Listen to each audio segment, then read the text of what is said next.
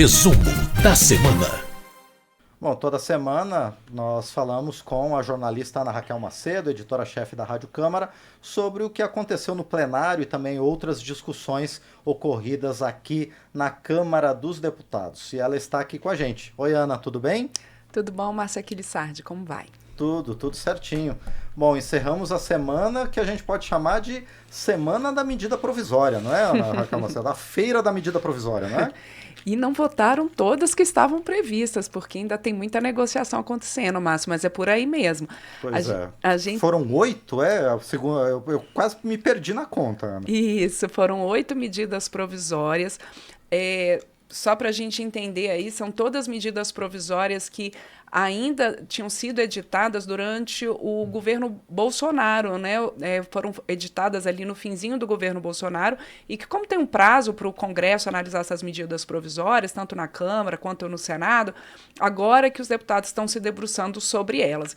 E há ali vários temas que foram tratados por essas medidas provisórias aprovadas nessa semana. Por exemplo, a medida provisória 1142, ela prorroga até o fim de 2024, contratos temporários de mais de 4 mil funcionários de hospitais federais no Rio de Janeiro. Há um problema ali né, com esses contratos e a necessidade dessa prorrogação justamente para que os serviços continuem acontecendo nesses hospitais federais. Outra medida provisória aprovada, a 1149, ela autoriza a Caixa Econômica Federal a administrar até o fim do ano a gestão do seguro DPVAT, o seguro obrigatório, que a gente, por enquanto, não está pagando o DPVAT, ali uma reserva de contingência da antiga seguradora líder, a seguradora que cuidava, então, do DPVAT, e que agora, pela gestão da Caixa Econômica, está se usando essa reserva de contingência, e aí a gente não está pagando o DPVAT, mas continua valendo esse seguro, e é um seguro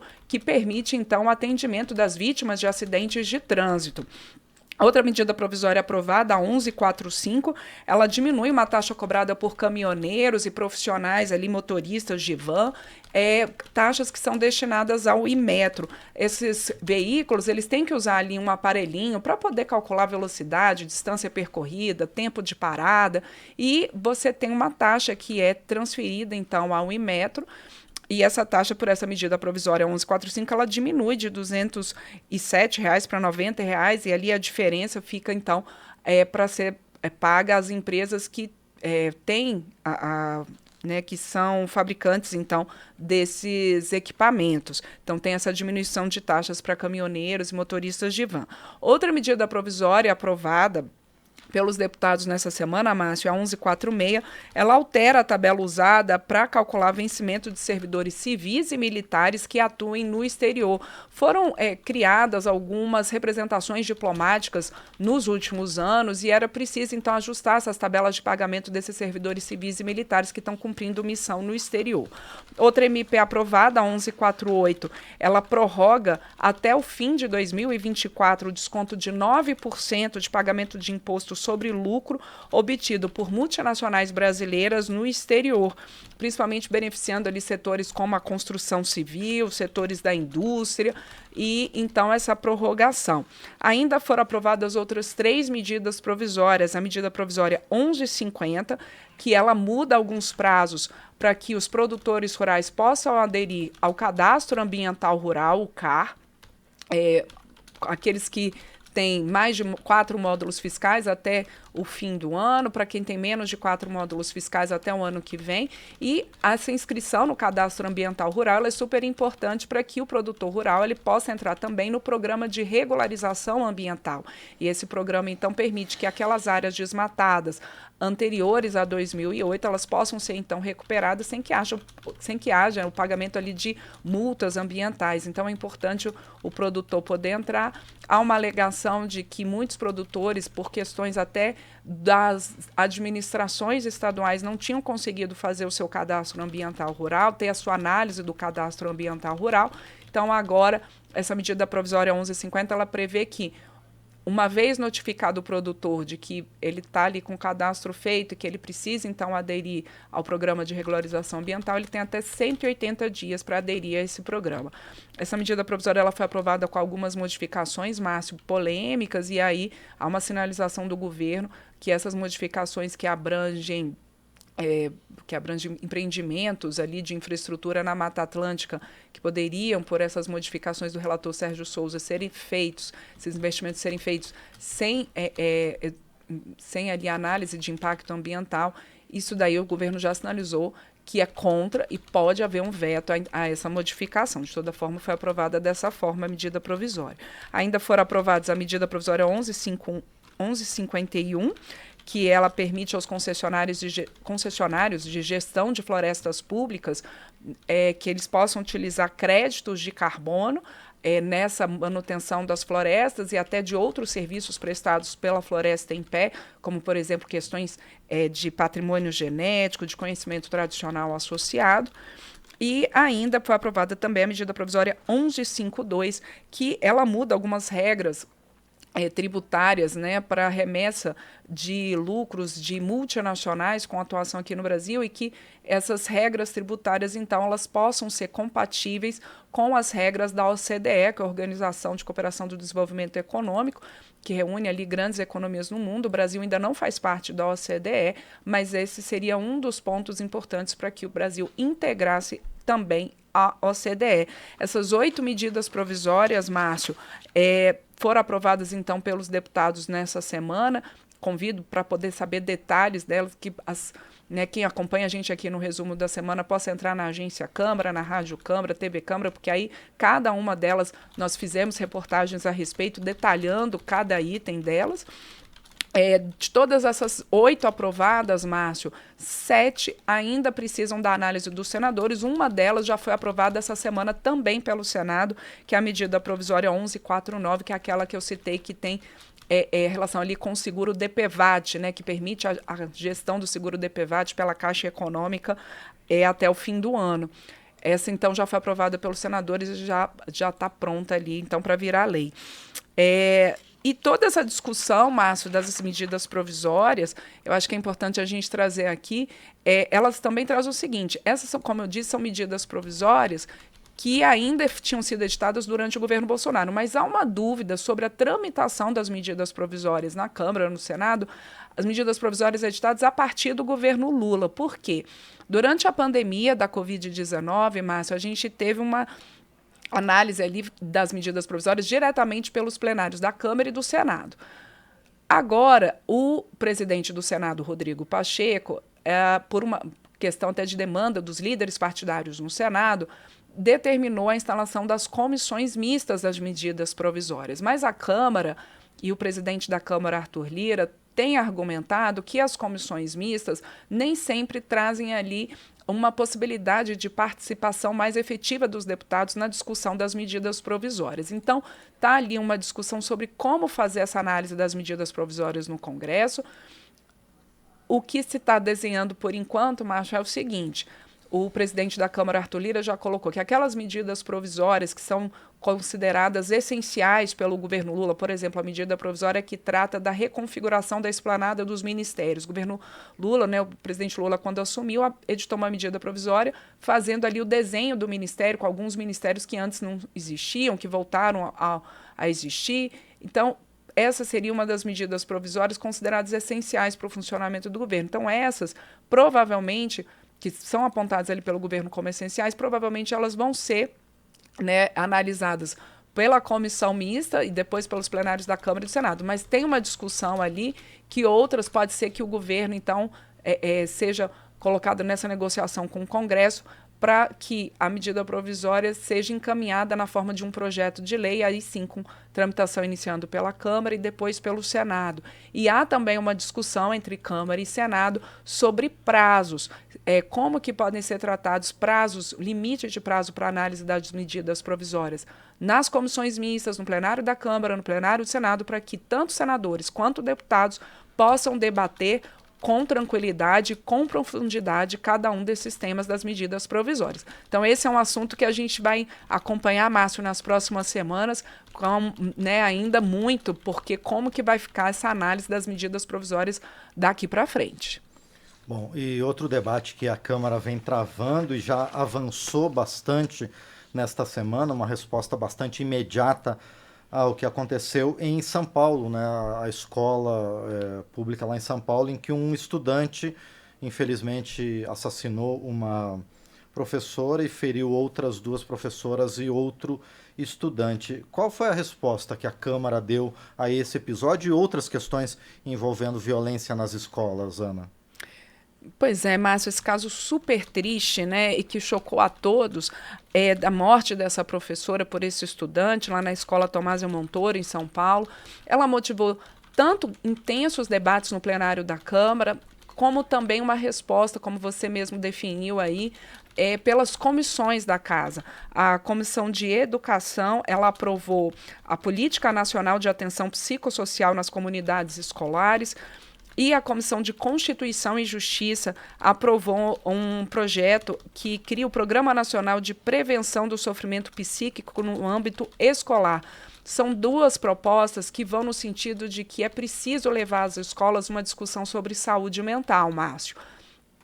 O que a gente observa que em vários desses debates, seja na Comissão de Educação, seja na Comissão de Constituição e Justiça, ou mesmo no plenário, muitos deputados falando que não existe uma solução única para casos de violência nas escolas e que essa solução, primeiro, é um problema multifatorial e que a solução também ela é complexa e tem que envolver diferentes setores e tem que envolver não só a comunidade escolar, mas também as famílias, a sociedade, que é uma discussão de saúde mental, é uma discussão de segurança pública, é uma discussão de educação. Então, é algo complexo, mas que tem que ser tratado, Márcio. Essa foi a tônica de muitos dos debates e discussões, que tem que ser tratado. É importante que a Câmara dê essa resposta, que as comissões, né, tenham dado essa resposta de sinalizar com programas de saúde mental nas escolas, no âmbito escolar, e que também haja esse envolvimento da comunidade como um todo. Também houve debates no plenário, Márcio, falando dessa questão multifatorial, mas alguns deputados também defendendo que haja uma redução da maioridade penal. Esse é outro tema muito polêmico, muito discutido, tanto na Câmara quanto no Senado, e que veio à tona novamente por conta dessa tragédia em São Paulo. Mas, como eu disse, foram debates importantes, debates acontecendo, a Câmara procurando dar uma resposta, uma tentativa de ajudar a construir um ambiente de paz nas escolas, Márcio. Bom, e outro tema que dominou os debates aqui na Câmara dos Deputados foi a Marcha dos Prefeitos em Defesa dos Municípios, né? Todo ano acontece essa marcha, na Raquel Macedo, em que os administradores, os gestores municipais vêm apresentar suas demandas aqui ao Congresso. E o tema desse ano, como não poderia deixar de ser, foi a reforma tributária, não é? Isso. A gente tem, são essas semanas, né, da Marcha em Defesa dos Municípios, são sempre semanas com uma circulação intensa aqui na Câmara dos Deputados. Quem estava aqui na Câmara essa semana percebeu corredores muito cheios, você, né, tinha um evento dos prefeitos aqui no auditório Nereu Ramos, na Câmara, e também é um momento de contato desses prefeitos, desses gestores municipais com os parlamentares, então aos gabinetes, às comissões, e também a gente teve, além dessa questão aqui no auditório Nereu Ramos na Câmara, também um evento grande numa casa de eventos aqui, né, num centro de convenções aqui em Brasília. E até, inclusive, você tem nesses encontros normalmente a presença de parlamentares. O próprio presidente da Câmara, Arthur Lira, participou desse encontro e levou, Márcio, que além dessa questão da reforma tributária, que está em discussão num grupo de trabalho aqui na Câmara, convidando os prefeitos a manterem o olhar atento e contribuírem para essas discussões, para o que o presidente Arthur Lira chamou de uma reforma tributária possível. E o presidente da Câmara colocou também que alguns temas de interesse dos prefeitos também estão em discussão aqui na casa e devem ter um debate aprofundado já nas próximas semanas, próximos meses. Entre eles, uma proposta de emenda à Constituição que aumenta os repasses do Fundo de Participação dos Municípios, inclusive, Márcio, para que seja possível aos gestores municipais pagarem o piso da enfermagem, que é uma demanda justa dos profissionais da enfermagem, uma demanda que foi aprovada, que tem uma lei, mas que essa lei está suspensa pelo Supremo Tribunal Federal, justamente em busca de recursos. Outra proposta é a que permite entidades nacionais de prefeitos entrar com ações no Supremo Tribunal Federal e também um projeto que evita a perda de arrecadação pelos municípios quando há recontagem populacional, porque essa contagem populacional ela é o que baliza as transferências do Fundo de Participação dos Municípios. Então, que haja essa forma de calibrar, dar um prazo maior para ajuste das prefeituras e dos gestores municipais quando há essa recontagem populacional. Então, esses foram alguns dos temas, além, como eu disse, né, da reforma tributária, e que dominaram os debates dos gestores municipais, dos prefeitos que vieram a Brasília nessa semana e que tiveram um intenso contato aqui com os parlamentares. Bom, e por último, a gente discutiu ao longo do painel eletrônico, onde a gente está conversando agora no resumo da semana, na Raquel Macedo, sobre o arcabouço fiscal apresentado pelo governo e que deve ser encaminhado na forma de uma proposta, né, legislativa oficial na próxima semana. Fala um pouco sobre as discussões que já aconteceram aqui na Câmara sobre o arcabouço fiscal, Ana. Pois é, Márcio, antes mesmo de o governo encaminhar aqui para a Câmara um projeto de lei que vai tratar dessa questão, a gente já teve uma série de encontros do ministro da Fazenda, Fernando Haddad, com os líderes, tanto líderes na Câmara quanto no Senado, e também os presidentes da Câmara, Arthur Lira, e do Senado, Rodrigo Pacheco, apresentando os pontos principais desse novo arcabouço fiscal. Apresentou também o ministro da Fazenda, Fernando Haddad, juntamente com a ministra do Planejamento, Simone Tebet, apresentou numa coletiva de imprensa esses pontos principais, que, em linhas gerais, a ideia, Márcio, é que haja um controle de gastos públicos, mas que permita que esse controle de gastos públicos, que venha substituir o teto de gastos em vigor desde 2016, que esse controle de gastos públicos ele seja feito havendo a possibilidade de investimentos sociais e que sejam preservados os investimentos em saúde, em educação. Em linhas gerais, o que o ministro Haddad colocou é que vai haver ali que ele colocou como bandas ali, metas para superávit primário, que é a economia que o governo faz para pagamento da dívida pública, e o governo cumprindo essa meta de superávit, ele então vai poder ter investimentos de 70% do que foi arrecadado a mais, né? Quer dizer, a premissa aí do governo é que você tenha uma ampliação da arrecadação federal. Então, quando o governo cumprir a meta de superávit, vai poder ter investimentos até 70% do que foi arrecadado. Se não cumpriu a meta de superávit, aí vai poder ter investimentos até 50% do que foi arrecadado. Há outras travas, outras questões ali, outros limites colocados nessa proposta que deve ser encaminhada aqui ao Congresso, Márcio, mas em linhas gerais é isso. O governo colocando que também prevê que a partir dessa flexibilização ali e de uma possibilidade de você ter investimentos, manter investimentos sociais, que você tenha também a possibilidade de cobrar setores da economia que hoje não pagam impostos. Então, por exemplo, foi citada a questão das apostas eletrônicas, que você possa ter também ali a revisão, uma discussão e revisão de algumas desonerações tributárias. O governo espera com isso, Márcio, ter ali um incremento de 100 bi a 150 bilhões de reais em aumento de arrecadação a partir desses ajustes. Então, quer dizer, a discussão está colocada, a discussão está na mesa.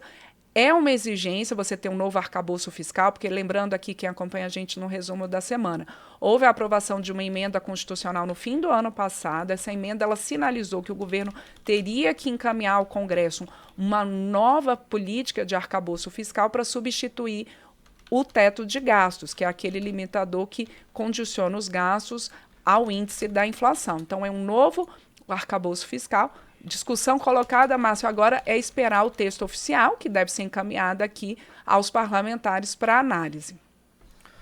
Muito bem, e com esse tema nós encerramos, então, o resumo desta semana, que teve no plenário da Câmara a votação de várias medidas provisórias e também a discussão de outros temas que estão candentes na sociedade. Ana Raquel, por enquanto agradeço a você pela presença e a gente se vê na próxima semana. Certamente, Márcio. A gente teve aí uma semana com muita votação, vinda de ministros, prefeitos, foi uma semana intensa na Câmara. Lembrando aqui que você pode acompanhar o resumo da semana, tanto aqui com a gente ao vivo, né, no painel eletrônico. Agradeço quem acompanha também pela rede legislativa de rádio, e depois em podcast ou pelas nossas rádios parceiras, como a Antena 8 FM de Caraguatatuba, em São Paulo.